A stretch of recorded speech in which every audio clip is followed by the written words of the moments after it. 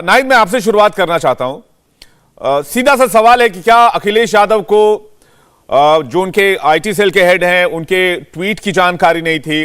जगन जी ने जो ट्वीट किया उसकी मनीष अग्रवाल की ट्वीट की जानकारी नहीं थी, जो बातें कही उसकी जानकारी नहीं थी, इसलिए वो अनजाने में पुलिस मुख्यालय पहुंच गए या फिर जानकारी होते हुए पुलिस मुख्यालय पहुंचे?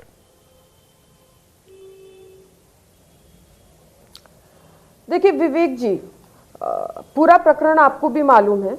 जिस प्रकार से बीजेपी की state media head Richa Rajput ने जिस प्रकार से पूर्व सीएम माननीय अखिलेश यादव जी की धर्मपत्नी जो सांसद है माननीय डिंपल यादव जी के लिए अभद्र और निम्न स्तर की और घटिया भाषा का प्रयोग किया, उसकी जितनी निंदा की जाए कम है। ऐसी भाषा, ऐसी घटिया भाषा का प्रयोग तो कोई भी सभ्य महिला नहीं कर सकती।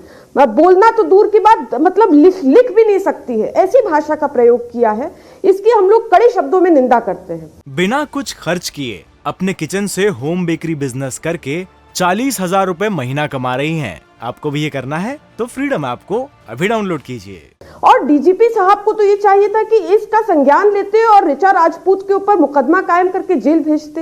ये बीजेपी और आरएसएस के संस्कार है कि ऐसे अभद्र और ऐसी निम्न स्तर और घटिया भाषा का प्रयोग करें। और देखिए आप ये भी समझिए कि ये वो पार्टी है जिनके एक गंदी सोच के नेता ने कुछ दिन पहले कुछ टाइम पहले ऐसा बयान दिया था कि कब्र से महिलाओं को निकालकर उनका रेप करो।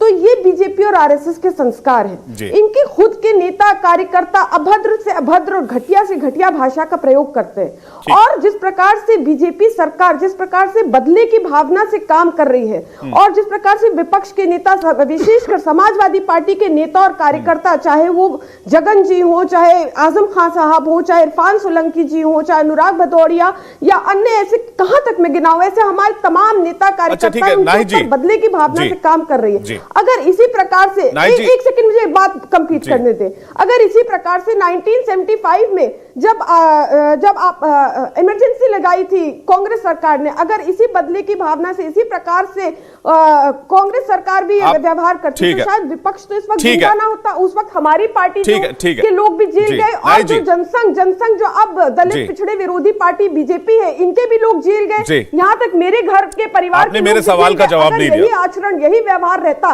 तो तब तो विपक्ष तो पूरी तरह से खत्म हो गया होता।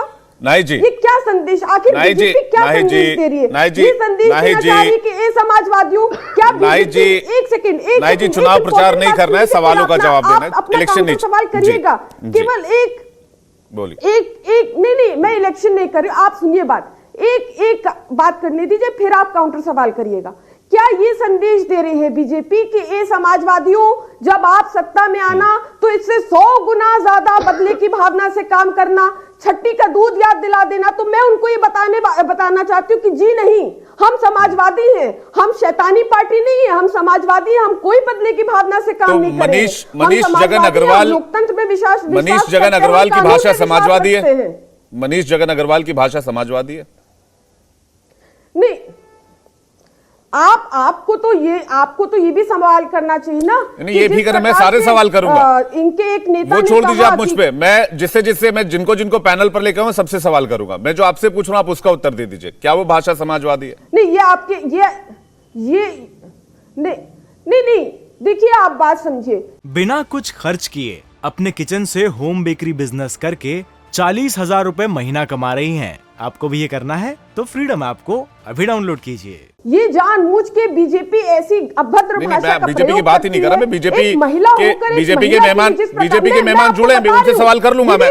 विवेक जी, आप बीजेपी के प्रवक्ता नहीं, आप समाजवादी पार्टी की प्रवक्ता है। आप बात सुनिए पहले। नहीं जी, आप मुझे, मैं सम्मान से ही पूछ रहा हूँ, मैं आपसे पूछ रहा हूँ, क्या मनीष जगन अग्रवाल के ट्वीट का समाजवादी पार्टी समर्थन करती है? नहीं, आप ये बताइए विवेक जी।